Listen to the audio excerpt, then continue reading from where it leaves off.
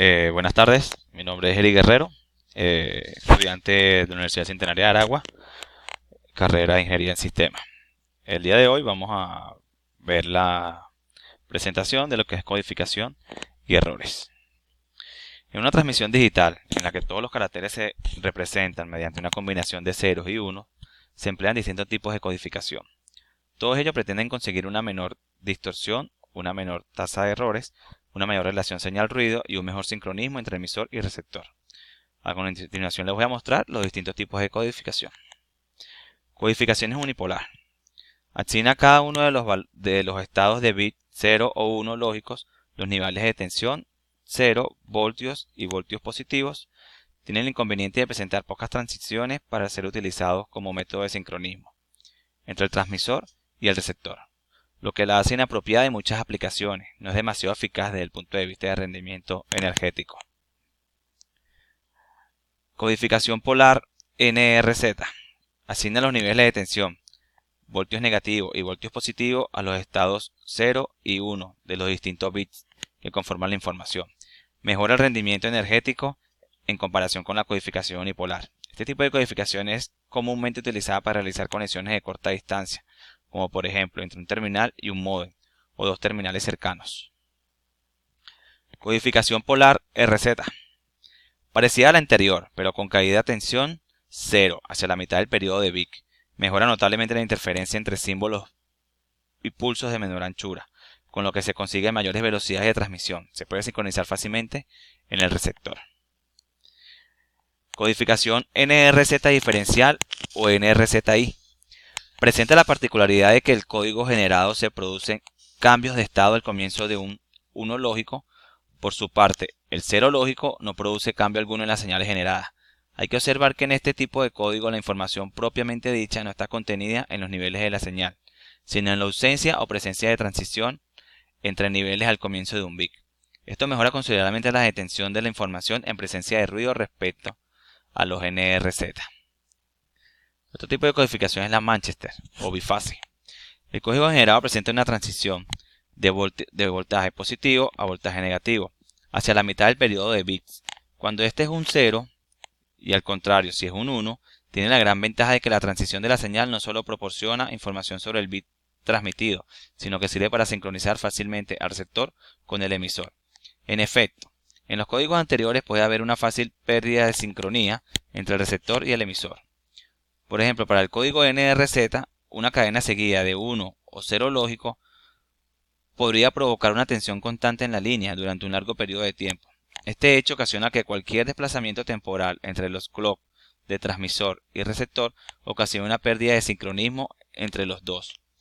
La existencia de transiciones para cada bit transmitido en los códigos bifase permite perfecta sincronía entre el emisor y el receptor. Por esta razón se denominan self-clocking code o código de autosincronización. Otras dos ventajas adicionales están en la mejor eliminación del componente de DC o de carga en la línea y la posible detención de errores de transmisión, por el hecho de que la ausencia de una transición no esperada puede ser utilizada como detención de error. La otra forma de codificación es la Manchester diferencial, que es la transición ocurrida a la mitad del periodo de Vic, es utilizada únicamente para sincronizar emisor y receptor.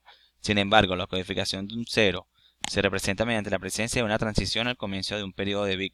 Por su parte, la presencia de un 1 lógico se representa mediante la ausencia de transición al comienzo del periodo del Vic. Las codificaciones Manchester, tanto simple como diferencial, son de amplia utilización en redes de área local, como por ejemplo los de tipo Ethernet, del estándar IEEE 802.3. También tenemos la bifase M y la bipolar. En la bifase M, en el código generado se produce una transición siempre al comienzo de cada bit, que se repite otra vez en medio del mismo. Si es un 1 y no se repite, si es un 0, se puede sincronizar fácilmente en el receptor. En la transición bipolar, en este tipo de codificación, un bit se presenta con dos niveles de tensión, correspondiente al 0, el nivel de 0 voltio, y al 1, en el voltaje positivo, y voltaje negativo de manera alternada. Ahora vamos a ver para la detención de errores. En toda comunicación existe la probabilidad de que ocurran errores, una alteración de la información transmitida por distintas causas, normalmente debido a dos tipos de fenómenos. interferencias electromagnéticas que producen ruido en el medio físico o funcionamiento incorrecto del equipo de comunicación.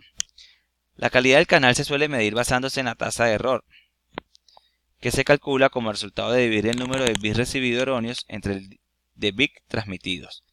La detención y corrección de errores se realiza gracias a un protocolo que establece un conjunto de reglas para ordenar y sincronizar los distintos bloques básicos de información, o las tramas, a la vez que define procedimientos para determinar cuándo se ha producido un error de transmisión y cómo debe corregirse.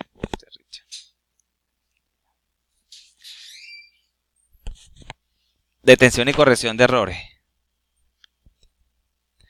Básicamente, las técnicas de detención y corrección de errores se engloban en uno de los métodos siguientes. Petición automática de repetición. Consiste en pedir al transmisor que vuelva a enviar la información si se ha detectado algún error. Corrección avanzada del error. Consiste en corregir desde el propio receptor los errores que se vayan detectando sin necesidad de que el emisor vuelva a enviar la misma información. Es importante destacar que no existe ningún método de detención de errores eficaz que corrige 100% el error, por lo que siempre se suele emplear en combinación con el ARQ, de manera que la cantidad de retransmisión se reduzca a una cifra razonable y se garantice la total integridad de los datos.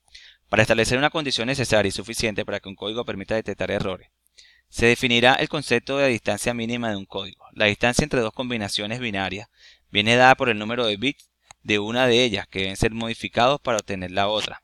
En un código se define la distancia mínima como la menor de las distancias entre dos combinaciones cualesquiera pertenecientes al mismo. Los códigos correctores de error no solo indican la existencia de un error, sino que proporcionan información de cuál es la cifra o cifras erróneas y por consiguiente permite su corrección invirtiendo simplemente el bit correspondiente. Para poder corregir errores, la distancia mínima de un código debe ser superior a 2. Si la distancia mínima de un código es 3, permite detectar errores de 2 bits o corregir errores en 1 bit. Existen algunos métodos de detención de errores muy sencillos: paridad, checksum y otros más complejos que permiten además la corrección de errores, el Hamming y el CRC. Detención y corrección de errores con el método checksum. Mediante este método, el transmisor envía inmediatamente después de los números de byte o paquetes de datos en los que se divide la información un valor adicional, como resultado de la suma de los mismos. El receptor efectúa la misma operación y compara el valor de la suma obteniendo el valor de suma recibido para detectar. Si son dígitos, la concurrencia de un error puede detectar errores de bit de datos, pero no puede corregirlos. Detención y corrección de errores Hamming. Está basado en la adición de unidades de bit, con lo que se obtiene un nuevo código de n más p. En este nuevo código se realiza la detención de paridad en bits seleccionados del mismo, de modo que se obtiene un bit de paridad 1 o 0, según el número de bits, sea par o impar. El conjunto de los p bits de paridad forma un número en binario natural, cuyo equivalente decimal indica la posición del bit erróneo. El número de paridad de bits añadido debe ser suficiente para permitir la detención de errores y la ausencia del error en los números más la paridad de posiciones, dado que con paridad de bits se obtiene dos paridades combinaciones, se debe cumplir la relación. Detención y corrección de errores con el método CRC. Es un código en el que se tratan los datos que hay que codificar como un polinomio. El polinomio es multiplicado por una potencia de 2 y luego dividido por otro polinomio, generador de menor grado. El transmisor envía finalmente el código resultante: 2 polinomios menos más R, donde R es el resto de la división. El CRC o código de redundancia cíclica es uno de los códigos más empleados con distintos protocolos para la detección de errores, reemplazando el método de checksum o suma de comprobación. Su mecanismo es muy simple, se trata de una división de polinomios con coeficientes 0 o 1 y exponentes desde el número de orden de bit más significativo hasta el menos significativo. El código CRC viene dado por los coeficientes del polinomio que resulte como resto de esta división. Existen distintas variantes tales como CRC16 y CRC32, según la longitud de los bits para la comprobación. Muchas gracias, espero que les haya gustado.